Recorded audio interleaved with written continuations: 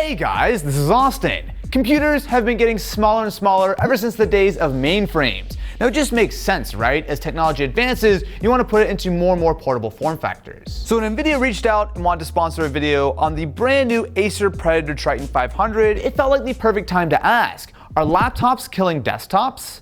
And yeah, that's a big question. At only 18 millimeters thick and just over 2 kilos in weight, this is a great example of how a laptop like this could not have existed even a couple years ago. The entire chassis is made of metal and it has a narrow bezel display, which is not only bright and fairly vibrant, but importantly it does have a full 144 Hz refresh rate, over double what you would find on most other non-gaming laptops these days. Now this version of the Triton does have an RTX 2060 inside, so it will support G-Sync via an external display, but if you were able to upgrade this to the 2080 version of the Triton, it has G-Sync on the internal display, which keeps things looking even smoother. On board, you also have Killer Double Shot Pro. Essentially, this can take advantage of both Ethernet and Wi-Fi at the same time to route your traffic through whichever is faster. Something that's hard to get across is just the level of polish, fit, and finish with this laptop. I mean, not only does it look clean with all the blue lighting, although of course it is RGB, but on top of that, you've got the little things which are absolutely nailed. This is one of the best touchpads I've ever used on any Windows laptop. The keyboard is also great, and that screen really does sell the idea that this is a super fast gaming laptop, even when you're not even gaming, right? I mean, stuff like web browsing is still much smoother than on pretty much any other laptop, and that is a big plus. So if we get back to the idea that laptops are coming close to replacing desktops, one of the very first things you have to acknowledge is that laptops have a lot less space to deal with, but it also fits in your backpack, so, you know, there's that. This might sound obvious, but there are some major advantages going with a desktop tower. So one of the big ones is on the power side of things. So not only does a desktop not have to worry about things like battery life, as long as you've got mom paying the electricity bill, you're totally fine. One of the bigger issues is the actual cooling aspect of things. Now, as you can see with a tower like this, you can load it up with fans, RGBs, liquid cooling, all of that is no problem. So things can be run at much higher clock speeds, and it's just really not a big issue. But when you come over to a laptop, which is less than an inch thin, certain sacrifices have to be made. But you know what? Those sacrifices are getting smaller and smaller every year. This delivers a very similar level of performance to this giant tower right in front of me. If we come back to the Triton 500, you'll see that a large part of this design is entirely dedicated to keeping the laptop cool. Now that makes sense, right? With a 2060 inside, this can put off over 100 watts of heat just from the GPU alone. So because they have all these different heat sinks as well as the metal aero blade fans to keep all of that heat moving, it means that there's actually very little throttling even though we are gaming on such a thin and light laptop. A big part of this is thanks to the software. So if you hit the Predator Sense button, which is very helpfully labeled right here, you have full control over a lot of things, including the fans. So by default, this guy actually runs with the fans all disabled, but as soon as you start needing any kind of extra power, they will start to kick up. Now for gaming, it's actually fairly quiet. One of the cool parts is if I come over to the fan control side and hit the turbo button, you'll see that this thing can really crank up. So if you have headphones on, you don't care about a little bit of noise, you can get significantly better performance out of the Predator. And the best part is, as soon as you're done gaming, you can just hit the turbo button and it will bring the clock speeds back down to normal, and importantly, those fans will kick right back off. It actually really is nice to have the performance when you need it, or the silence when you want it. And I always want the silence. I'll give up a few frames to have a much quieter laptop. I feel like the more videos we do like this, the more I just out myself as someone who's like an old man and like, oh, I don't know, I don't care, I just want it to be quiet. And I want it to work well. Right now, there are over 1 billion PC gamers in the world. And I think it's a pretty safe bet to assume that a lot of those gamers are using desktops right now, but just look at the overall trends, right? I mean, it wasn't that long ago that pretty much everyone had a desktop in their homes. Now, laptops have largely replaced them for pretty much anything besides gaming tasks. Well, I think given how far gaming laptops have come, it's only a matter of time before gaming is also moving more and more to the laptop side of things. But my real question is exactly how close can a laptop get to a full gaming desktop? So we have come to GDC here in San Francisco, which is the mecca of all things gaming and tech related, to talk just a little bit more about why the laptop actually makes so much sense in 2019.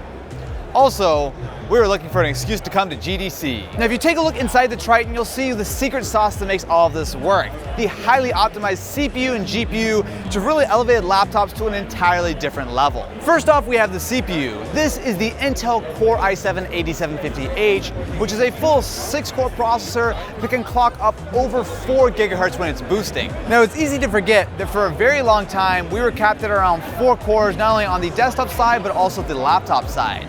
The idea that we can get 6 cores in something that's this thin and light is something that's easy to take for granted, but it is a big deal. You can do more than just gaming on something like this with that much power. Stuff like streaming, video editing, 3D rendering, all that stuff is totally possible. Inside, essentially what you're getting is a more power efficient version of the 8th gen core desktop processors. Now, there's a lot of advantages to this. Not only is it a very similar layout, but because we're dealing with about less than half the power, it's somewhere in the neighborhood of 45 watts versus 90 plus on the desktop side, it means that while you're giving up a little bit of performance, that same basic core architecture is all here, and as long as you have the cooling to back it up, which the Triton definitely does, you can actually still keep those fairly high boost clocks even with all 6 cores loaded. Now, the laws of physics do mean that because we have less than an inch thick laptop, it's never going to have quite that same level of performance as the desktop, but it kind of doesn't need to. As long as you're getting close enough and you still deliver the portability, I think it's a trade-off a lot of people are happy to make. Don't expect this trend to go anywhere either. As laptops and desktops share more and more of the same components, it is very likely, if the rumors are true, that we will see laptops with 8-core CPUs before too much longer,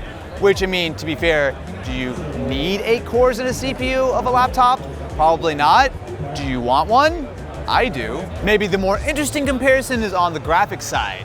Now, for years, NVIDIA made a separate version of all of their graphics cards. They would make the desktop version and then a mobile. However, for the last couple years, they've straight up just made one which works across the board. Now, no, it's not quite that simple. NVIDIA and their OEM partners such as Acer do a lot of work to make sure that a full RTX card can fit in a thin and light chassis like this. But you might be surprised at just how close the graphics card in this laptop is compared to a much thicker and much more expensive gaming PC. What this means is that you're getting all the performance you would expect out of an RTX graphics card. Not only the power to play a lot of games on ultra settings at high frame rates, but you also get some of the cool bells and whistles, including ray tracing, which we are just very conveniently standing in front of a giant booth for. Really what this means is that the days of waiting for the cool bells and whistles from the desktop to come down to the laptops are over. We really have basically hit feature parity, and typically speaking, when something comes out for the desktop side of things, it's gonna come out for the laptop side very quickly, and generally speaking, you're really not going to be losing a lot in that process. Now, this is something that's easy to kind of take for granted, right? Of course, laptops should be the same,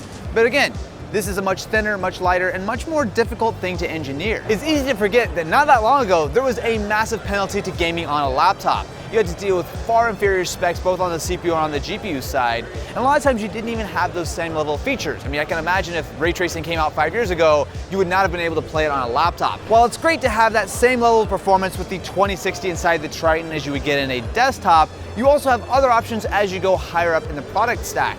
So specifically on the Acer side, if you upgrade this Triton with a RTX 2080, you then get a Max-Q design. Now, the Max-Q design is actually not that different than what Intel does on their high-end mobile CPUs. So they basically start from the same building block. In this case, the RTX 2080, it's the same GPU across the laptop as well as the desktop. Now, there are some slight differences. Usually the Max-Q design is a little bit more highly bent, so it's a little bit more power efficient just naturally. But on top of that, they do a much better job of bringing down the power to keep that level of performance as high as possible. So for context, typically speaking, an RTX 2080 has a roughly 220 watt TDP. Now, on the laptop side, it's usually about half of that, around 100 to 120 watts. But even though it's using half the power, oftentimes you're getting anywhere between 2/3 to 3/4 of that same level of performance. Now, if you excuse all the nerd talk for a second, what this means is that laptops and desktops are so similar at this point. It really is just a scaled up version of what you're finding on the laptop side. You go grab a desktop with some giant cooler and a ton of heat sinks. Now, of course, there's going to be the laws of physics, which mean that laptops can never quite match that level of performance.